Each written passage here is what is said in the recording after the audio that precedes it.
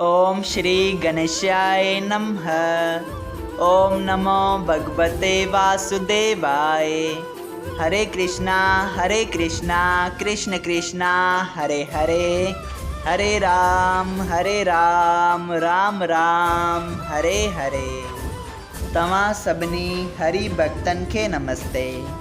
प्यारा भक्तों, ही कथा पाण गुरु कृपा से हासिल करे रहा आयूं। श्री गणपति सरस्वती जो दरे ध्यान करिया थो मां भागवत महापुराण जो बयान, जैमें व्यासदेव ऐं श्री सुखदेव जी कयो आहे श्री कृष्ण लीला जो गुणगान। सबई चओ जय भागवतम महापुराण।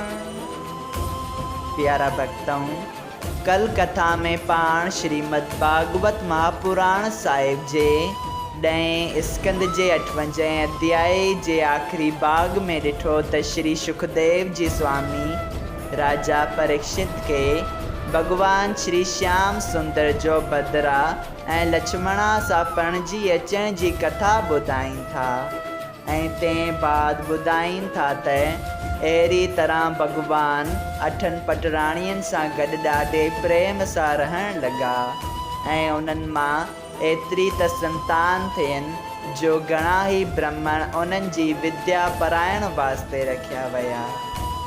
सबई चओ जय श्री कृष्णा। प्यारा भक्तों, अॼु पाण श्रीमद् भागवत महापुराण साहिब जे 10 स्कंद जो 59 अध्याय शुरू करे रहा आयूं, जंहिंजो नालो आहे श्री कृष्ण भगवान जो भूमासुर नाले दैत खे मारे 16,100 राजकन्याउनि सां विहां करणु। सबई चओ जय श्री कृष्णा।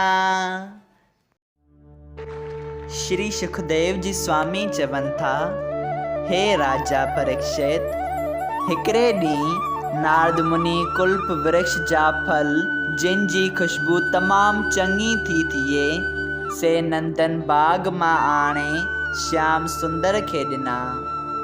श्याम सुंदर वरी उहे फल रुक्मणीअ खे ॾिना। तॾहिं नारद मुनि सत्यभामा खे वञी चयो, अॼु मूंखे मालूम थियो आहे त तोखां वधीक त श्री कृष्ण रुक्मणीअ खे थो प्यार करे, छो त कुल्प वृक्ष जा फल जे राजा इंद्र जे बाग में थियनि था से उन रुक्मणीअ खे खणी ॾिना। जे तूं उनखे प्यारी हुजी हा त उहे तोखे ॾिए हा। इहो जहिड़ो विजाहे नारद मुनि त हलियो वियो। सत्यभामा उदास थी रुसी वेठी। श्री कृष्ण सत्यभामा खे परचाए इहो अक़रार कयो त मां कुल्प वृक्ष इंद्रलोक मां आणे तुंहिंजे अङण में लॻाईंदसि। तॾहिं सत्यभामा ॾाढी ख़ुशि थी उन सां विहार करण लॻी। हिकिड़े वक़्तु पृथ्वी स्त्री रूप थी तप करण लॻी।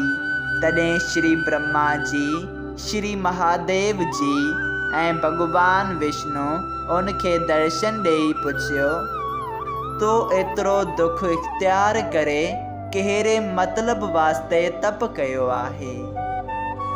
प्यारा भक्तों, तॾहिं स्त्री रूप पृथ्वी उन्हनि टिनी देवताउनि खे दंडवत प्रणाम करे चयो, महाराज, दया करे मूंखे हिकिड़ो पुटु अहिड़ो त प्रतापी ऐं बलवान ॾियो जंहिंजो मुक़ाबिलो टिनी लोकनि में को बि न करे सघे, कंहिंजे हथां बि हू न मरी सघे।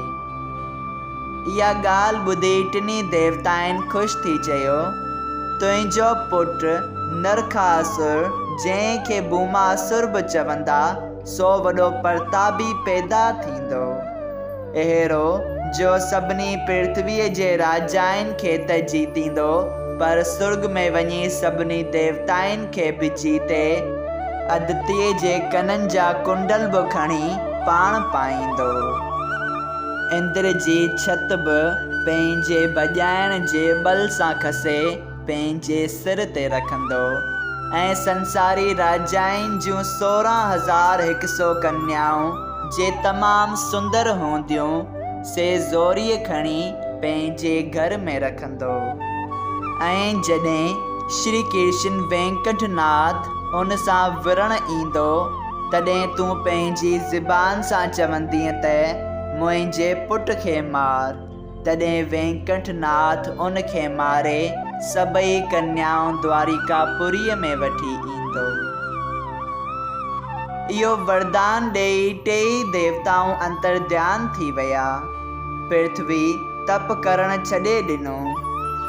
किन ॾींहंनि खां पोइ उन जे नरकासुर नाले महाबलवान पुट पैदा थी पराग ज्योतिषपुर में 7 कलमनि जे अंदरि राज करण लॻो। सभिनी पृथ्वीअ जे राजाउनि खे जीते पंहिंजे वस में रखियाईं ऐं 16,100 कुंवारियूं कन्याऊं राजाउनि जूं, जिन में 101 तमामु सुंदर हुयूं, से घुमंदे फिरंदे खाईंदे पीअंदे ज़बरदस्तीअ सां खणी आयो ऐं अची पंहिंजी हिकु जाइ में रखी ही प्रण कयो त जॾहिं 20,000 छोकिरियूं पूरियूं थींदियूं तॾहिं हिकिड़े ई दफ़े उन्हनि सां विहांउ कंदसि। हिकिड़े ॾींहुं सभई कन्याऊं उदास थी पाण में रोअण लॻियूं। उन वक़्तु परमेश्वर जी इच्छा सां नारद मुनि उते वञी उन्हनि खे चयो, तव्हीं चिंता न करियो, श्री कृष्ण त्रिलोकीनाथ तव्हांखे हितां छॾाए पाण तव्हां सां विहांउ कंदो। प्यारा भक्तों, इहा ॻाल्हि ॿुधी सभई कन्याऊं ॾाढी ख़ुशि थियूं ऐं उन ॾींहं खां हरि चरणनि जो ध्यानु करण लॻियूं। हिकिड़े ॾींहुं भूमासुर ॾाढो क्रोध करे पुष्प विमान ते जो लंका मां आंदो हुआईं तंहिं ते चढ़ी इंद्र ऐं ॿियनि देवताउनि सां विरण वास्ते वियो। जॾहिं सुर्ग में वञी देवताउनि खे दुख ॾियण लॻो ऐं देवता उन जे हथां पंहिंजे प्राणनि जो बचाव न ॾिसी हेॾां होॾां भॼी विया, तॾहिं उन अदितीअ जे कननि जा कुंडल ऐं इंद्र जे सर जो छट खसे पंहिंजे शहर में अची रखेश्वरनि हरि भक्तनि खे दुख ॾियण लॻो।